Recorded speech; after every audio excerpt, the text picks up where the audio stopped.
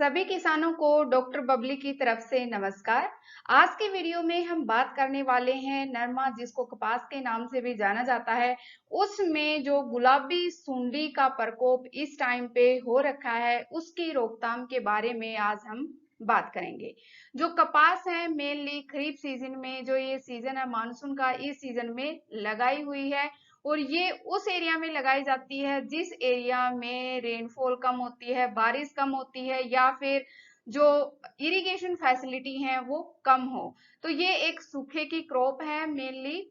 और इस टाइम पे ये बहुत सारे जो जिले हैं उनके अंदर हरियाणा में फैली हुई है। तो वो कौन कौन से जिले हैं जिनके अंदर मेनली, जिसको हम बोलते हैं पिंक बोलवर्म और गुलाबी सुंडी भी इसको हम बोल सकते हैं। तो इसका प्रकोप है जींद में, रोहतक, सोनीपत, भिवानी, झज्जर, दादरी, हिसार, रेवाड़ी, पलवल, गुरुग्राम में इसका प्रकोप 3 या 4 सालों से देखा जा रहा है। तो किसान भाइयों को इस जो पिंक गुलाबी जो सुंडी है इसके बारे में पहले ही ध्यान रखना होता है, क्योंकि ये अगस्त के मंथ में इसका प्रकोप होना स्टार्ट हो जाता है। ये बहुत ज्यादा नुकसान करता है। जो गुलाबी बोलवर्म है वो कपास का सबसे बड़ा जो दुश्मन माना गया है। यह कीड़ा अपना पूरी जो जिंदगी है वो पौधे पे ही खत्म कर देता है। ये कली पे आता है, फूल पे भी आता है और टिंडे पे भी आता है, जिसको ये पूरी तरह से खा जाता है। पिंक बोलवर्म का जो लार्वा है वो पुरानी फसल के जो टिंडे हैं उनके अंदर रहता है और फिर जो नई फसल आती है उस पे अपना जो जीवन चक्र है वो स्टार्ट करता है। ऐसे कपास की बढ़ती फसल में ये अपने अंडे देता है और जो लार्वा है इसका वो कलियों या फूलों पर ग्रो करता है। कपास में फूल लगने और फूल खिलने के दौरान इस कीट का जो हमला है वो स्टार्ट हो जाता है। जो संक्रमित फूल हैं जिनमें ये सुंडी लग जाती है, उसके फूल, उसकी कलियां या छोटी जो कपाल बोल होती हैं वो नीचे गिर जाती हैं, क्योंकि वो क्या हो जाते हैं, अंदर से कमजोर हो जाते हैं। लार्वा बोल में मतलब जो टिंडा है उसमें घुसकर शाखाओं और बीजों को नुकसान पहुंचाता है। में अंदर की तरफ जितना भी फाइबर होता है या फिर जितना भी बीज होता है उस सब को ये लार्वा खा जाता है। तो ये बहुत ही ज्यादा नुकसान करता है कपास की खेती में। जो सुंडी है का प्रकोप होने पर शुरुआत में जो फूल खिले नहीं पाते तथा ऐसे फूलों की पंखड़ियों को खोलकर देखने पर गुलाबी या सफेद रंग की सुंडी ज्यादातर पाई जाती हैं। मीन्स उन जो फूल हैं फूलों को खोल के देखना पड़ेगा या फिर टिंडे हैं उनको खोल के देखना पड़ेगा। 10 या 15 एक किले से आप टिंडे तोड़ के या फूल तोड़ के फिर उसमें आप देख सकते हैं कि इसमें गुलाबी जो सुंडी है उसका नुकसान स्टार्ट हो रखा है या नहीं है। हो सकता है कि उसके अंदर कोई भी जो अटैक है गुलाबी सुंडी का ना हो, लेकिन आपको उसको पूरा ध्यान से देखना पड़ेगा, फूल को खोल के देखना पड़ेगा और टिंडे को भी खोल के देखना पड़ेगा। जो टिंडे में प्रकोप है वो बाहर से दिखाई नहीं देता। देखो जैसे ये पिक्चर में हमने दिखाया हुआ है कि टिंडे के पूरे अंदर से ये इसने इसको खा लिया है और ये अपने यहाँ पे एग वगैरह यहाँ पे छोड़ देता है। तो ऐसे अंदर का जितना भी मैटर होता है वो सब खत्म कर देता है। तो टिंडे को पूरा खोल के ही आपको देखना पड़ेगा कि इसके अंदर जो गुलाबी सुंडी है वो है या नहीं।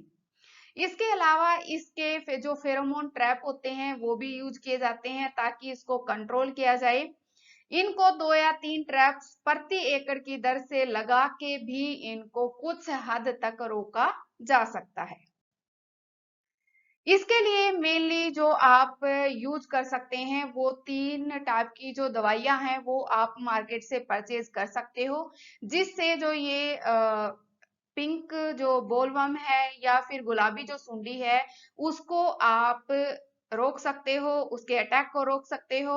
और अगर किसी फार्मर के खेत में अभी ये है अगर किसी फार्मर के खेत में अभी फिलहाल सुंडी का प्रकोप है, तो आप वहां पे ये जितनी भी दवाइयां हम आपको बताएंगे वो उनका अच्छे से छिड़काव करके इनको कंट्रोल कर सकते हो। मेन बातों का जो ध्यान रखना है वो क्या है कि अगस्त माह में क्या है, ह्यूमिडिटी जो रेन, ये इस टाइम पे रेनी सीजन है, तो जो व्हाइट फ्लाई का अटैक भी क्या है हो सकता है। तो व्हाइट फ्लाई का अटैक ना हो, उससे बचने के लिए आपको कौन कौन सी वो दवाइयां हैं जो बिल्कुल नहीं डालनी है, वो हैं साइपरमेथ्रिन या डेल्टामेथ्रिन या लेम्डा साइलोहेल्थ्रिन।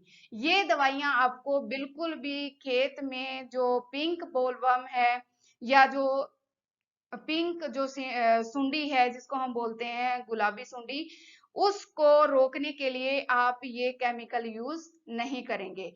सुंडी को आप रोकने के लिए जो केमिकल यूज कर सकते हैं उसमें सबसे पहले केमिकल है प्रोफेनोफोस। क्या है? Profenofos 50 EC। ठीक है, एक आप यूज कर सकते हैं प्रोफेनोफोस, जिसकी जो डोज है, मात्रा है, वो आप लोगे 600 से 800 मिलीलीटर। कितनी लोगे? 600 से 800 मिलीलीटर पर एकड़। पर एकड़ के हिसाब से आप ये जो प्रोफेनोफोस है वो अप्लाई करोगे। जो दूसरी दवाई है वो है क्विनलफोस, जो 20 AF है, उसको आप 800 या 1000 मिलीलीटर मात्रा में यूज करेंगे, जिससे जो गुलाबी सुंडी है वो रोकी जा सकती है।